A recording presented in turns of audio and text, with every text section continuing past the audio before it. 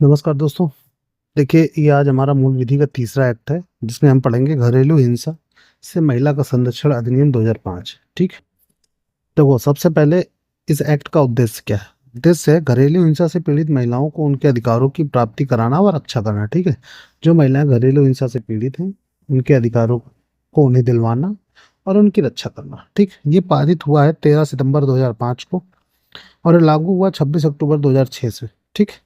इसमें कुल अध्याय और भाग 5 हैं और धाराएं 37 हैं। ठीक है। इसकी जितनी भी इंपॉर्टेंट धाराएं हैं वो सब हम लोग पढ़ेंगे। ठीक है।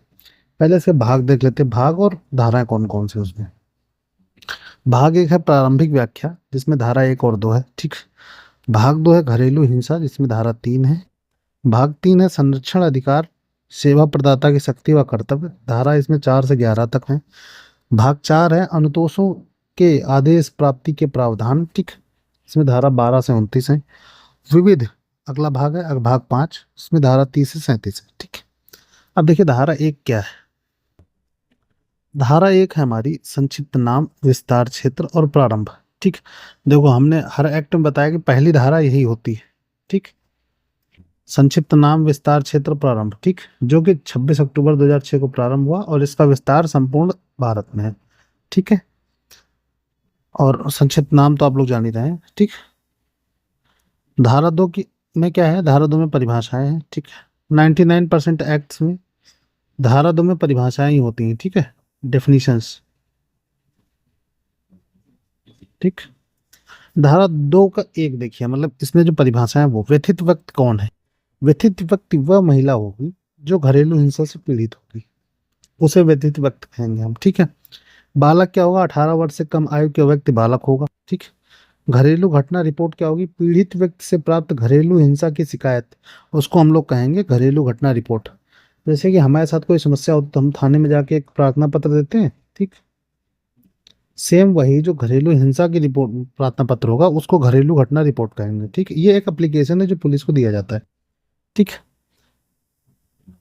2 का एफ कहता है घरेलू नातेदारी। घरेलू नातेदारी क्या होता है, एक ऐसा व्यक्ति जो साथ में रह रहे हो तथा रक्त वैवाहिक दस्तक दत्तक कोई भी संबंध हो। कुल मिला के ऐसे दो व्यक्ति जो एक साथ में किसी घर में रह रहे हो, वो ब्लड से संबंधित हो। ब्लड से होगा जैसे मान लो बहन हुई। ठीक। वैवाहिक होगा तो पत्नी होगी। दत्तक हो गया तो पुत्री हो जाएगी। ठीक। गोद लिए हुए बच्चे हो जाएंगे। ठीक। ये सब कुल मिला के घरेलू नातेदारी, जो व्यक्ति साथ में रह रहा हो। ये चीज इसमें कंफर्म है कि साथ में रहना जरूरी है। ठीक है।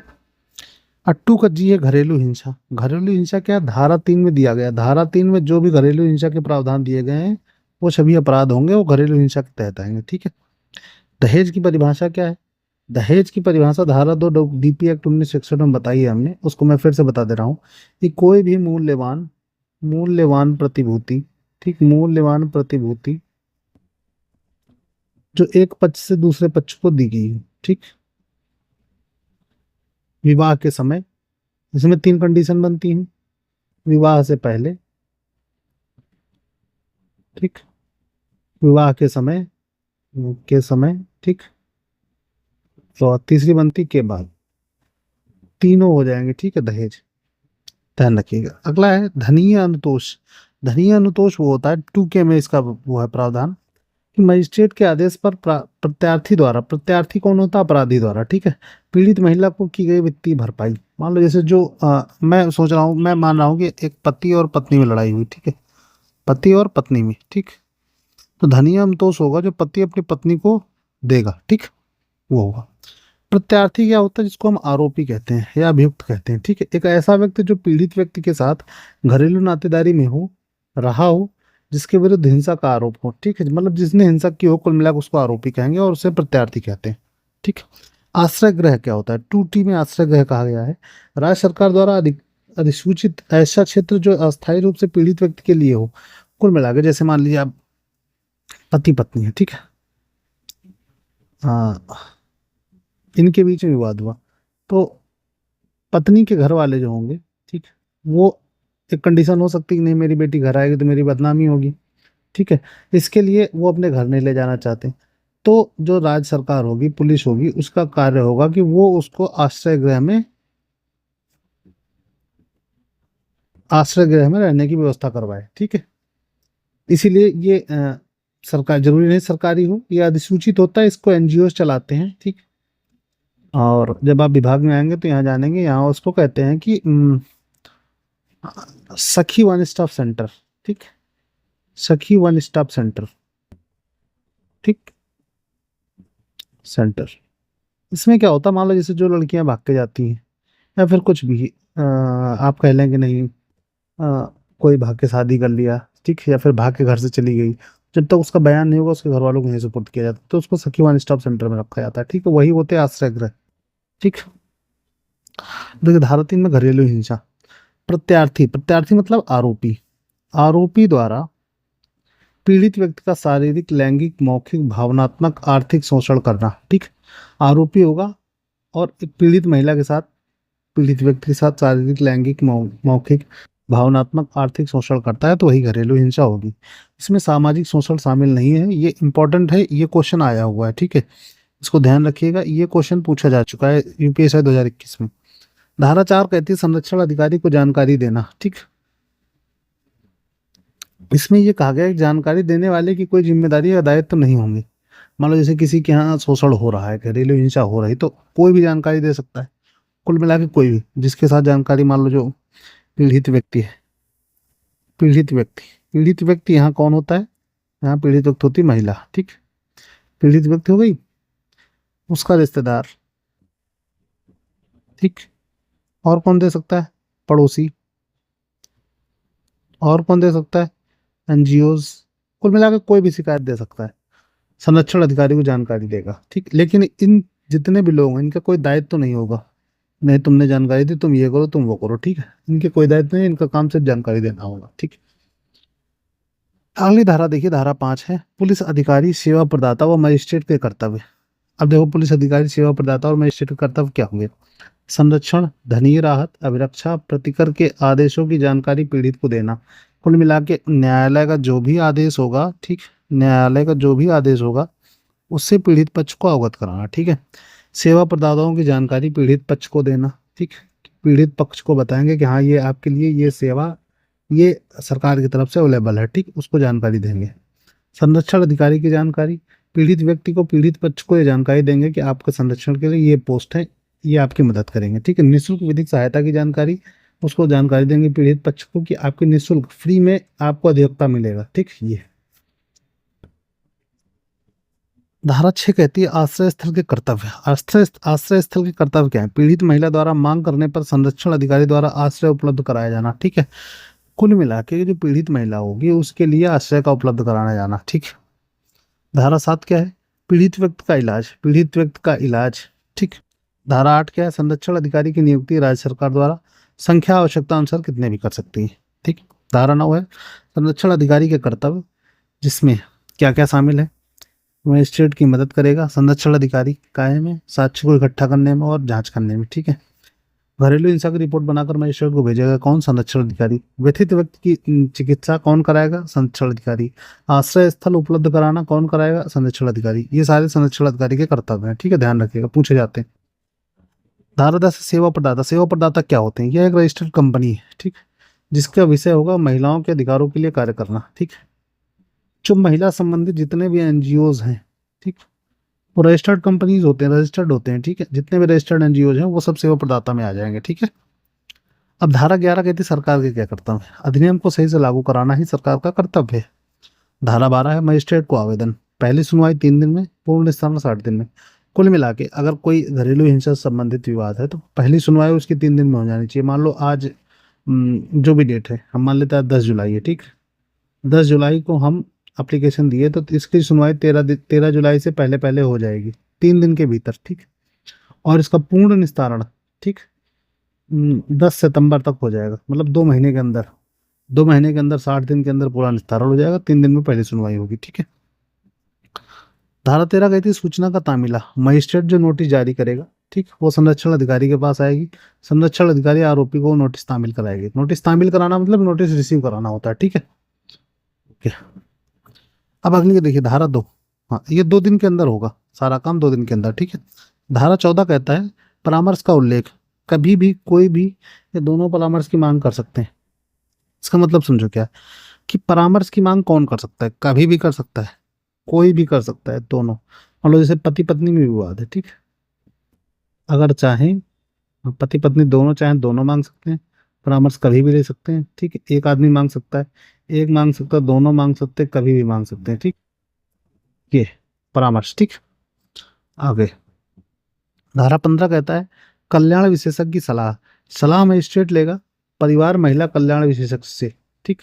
महिला कल्याण विभाग होते हैं, इनके जो विशेषज्ञ होंगे वो मजिस्ट्रेट को सलाह देंगे, ठीक। धारा 16 कहता है मजिस्ट्रेटी कार्रवाई का बंद कमरे में होना, कि जो भी मजिस्ट्रेटी कार्रवाई होगी, जो ही न्यायालय कार्रवाई होगी, वो सब बंद कमरे में होगी, ठीक है। धारा 18 कहती है संरक्षण आदेश। संरक्षण आदेश क्या होता है, देखिए, पीड़ित व्यक्ति के पक्ष में मजिस्ट्रेट आरोपी को निम्न कार्य करने से रोकेगा। घरेलू हिंसा के कृत्यों पर रोक होगी, ठीक है। कुल मिलाकर जो पीड़ित व्यक्ति है उसके खिलाफ आरोपी घरेलू हिंसा नहीं करेगा। घरेलू हिंसा में मदद करने से रोकना।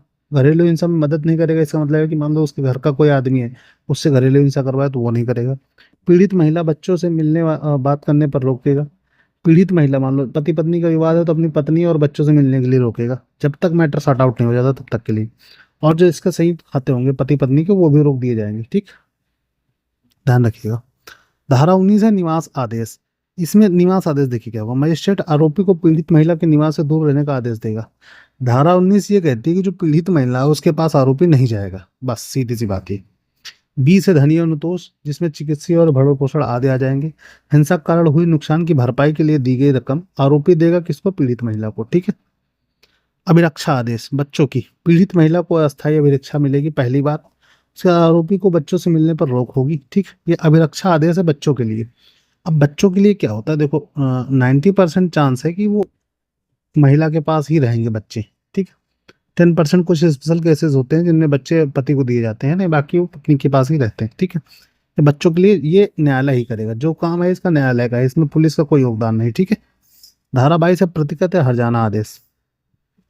अब हर्जाना या प्रतिकर क्या होता है, देखो, आरोपी जो है पीड़ित महिला को देगा कि उससे मानसिक और भावनात्मक आहत जो हुई है उसको, उसके लिए वो पैसा देगा कुछ। देखो अभी उससे पहले क्या था, धनी संतोष। धनी संतोष में चिकित्सीय और भरण पोषण, मतलब जीवन यापन करने के लिए और चिकित्सा के लिए। प्रतिकर और हर्जाना आदेश में है कि जो भी उसकी भावनात्मक हानि हुई, मानसिक हानि हुई, उसके लिए, ठीक है। धारा 24 है न्यायालय में कार्रवाई की प्रतियों को निःशुल्क में उपलब्ध कराना, कि न्यायालय में जो भी कार्रवाई हुई वो पीड़ित पक्ष को, मतलब पीड़ित महिला को निःशुल्क में उपलब्ध कराई जाएगी, ठीक है। धारा 26 से दूसरे बाद व न्यायिक कार्रवाई में अनुतोषण, ठीक। न्यायालय द्वारा आरोपी के विरुद्ध एक पक्षीय आदेश भी दिया जा सकता है, ठीक। कुल मिलाकर न्यायालय स्वतंत्र है, जो चाहेगा वो आदेश देगा, उसके लिए कोई बाध्यकारी नहीं, ठीक है। धारा 27 है क्षेत्राधिकार। क्षेत्राधिकार किसका होगा, प्रथम वर्ग न्यायिक मजिस्ट्रेट या महानगर मजिस्ट्रेट, ठीक। धारा 29 अपील। मजिस्ट्रेट के निर्णय से असंतुष्ट होने पर 30 दिन में सेशन न्यायालय में अपील संभव है। ये कोई भी अपील कर सकता है, मान लो पति कर दे, पति मतलब आरोपी, या फिर पत्नी करे, पत्नी मतलब पीड़िता, ठीक। कोई भी अपील कर सकता है 30 दिन के अंदर सेशन न्यायालय में। धारा 31 कहता है कि आरोपी द्वारा संरक्षण आदेश न मानने पर शास्ति। अगर जो भी आदेश माननीय न्यायालय द्वारा दिए गए, ठीक, माननीय न्यायालय द्वारा जो भी आदेश दिए गए, अगर उसको आरोपी नहीं मानता है, आरोपी अगर नहीं मानता है, ठीक, तो उसके लिए 1 साल तक की जेल और जुर्माना 20,000 तक होगा, या दोनों होंगे, ठीक। दोष सिद्ध होने पर बीएनएस की धारा 85 के तहत, जो पहले 498 ए थी, ठीक, उसके साथ 3 से 10 वर्ष की सजा होगी, ये संरक्षण आदेश ना मानने पर, और ये दोष सिद्ध होने पे है, ठीक है। आगे देखिए धारा 31 का अपराध, कि कैसा होगा, उसकी प्रवृत्ति क्या होगी, संज्ञेय होगा और गैर जमानती होगा, मतलब 3 साल से ऊपर की सजा होगी इसमें, और गैर जमानती होगा। धारा 33 क्या, संरक्षण अधिकारी द्वारा कर्तव्य निर्वहन न होने पर, संरक्षण अधिकारी जो नियुक्त होगा अगर वो अपने कर्तव्यों को सही निर्वहन नहीं करता तो उसके लिए भी 1 साल की सजा और 20,000 को जुर्माना, या दोनों होंगे, ठीक है। धारा 34 क्या है, धारा 34 संरक्षण अधिकारी के द्वारा किए गए अपराध का संज्ञान लेना। कौन लेगा, राज्य सरकार की पूर्व अनुमति। इसका मतलब है कि अगर संरक्षण अधिकारी कोई कार्य अपना सही से नहीं कर रहा है तो उसमें जो है राज्य सरकार की पूर्ण अनुमति चाहिए, उसके बाद उसके खिलाफ कार्रवाई की जा सकती है, ठीक है। अब धारा 35 क्या है, धारा 35 है अधिकारियों द्वारा सद्भावनापूर्ण की गई कार्रवाई पर संरक्षण नहीं होगा। कुल मिलाकर जो समाज के कल्याण के लिए जो कार्य होंगे, ठीक, उनमें कोई कार्रवाई नहीं होगी। ध्यान रखिएगा ये चीज। धारा 37 क्या है? इस अधिनियम के नियम केंद्र सरकार बनाए। कुल मिलाकर केंद्र सरकार को नियम बनाने की शक्ति है। ठीक, ये हमारा धारा 37 तक कंप्लीट हो गया। ठीक, ये एक्ट हमारा कंप्लीट है। अभी 2-3 एक्ट मेरे और बचे हुए हैं जिसमें हम महिलाओं, ठीक, बच्चों और SC ST, ठीक, ये सारे एक्ट जब हमारे हो जाएंगे तो मैं लगभग 200 क्वेश्चन जो प्रीवियस ईयर में आए हैं, ठीक, वो सारे इसी तरह एक क्लास करवा के आपको अवेलेबल करवाऊंगा, जिसमें हमारी पूरी प्रैक्टिस हो जाएगी। ठीक है, तो इस नोट्स को अगर आप चाहिए, ठीक, सेम डिट्टो नोट्स, तो मैं अपने टेलीग्राम चैनल पर डाल दूंगा। ठीक है, जिसकी लिंक डिस्क्रिप्शन में है। ठीक, आप वहां से जाके उसको निकाल सकते हैं। ठीक, और उसमें बहुत सारे मैंने काम के PDF डाले हुए हैं, अगर आप चाहें तो वहां से ज्वाइन करके उसको डाउनलोड कर सकते हैं। अगर हमारी क्लास अच्छी लगी हो, या फिर आपके जो भी दोस्त सब इंस्पेक्टर या फिर किसी भी ऐसी परीक्षा की तैयारी करना है जिसमें मूल विधि पूछी जाती है, तो उनको जरूर फॉरवर्ड करें। आके मिलते हैं अगले वीडियो में, तब तक के लिए टेक केयर, बाय बाय।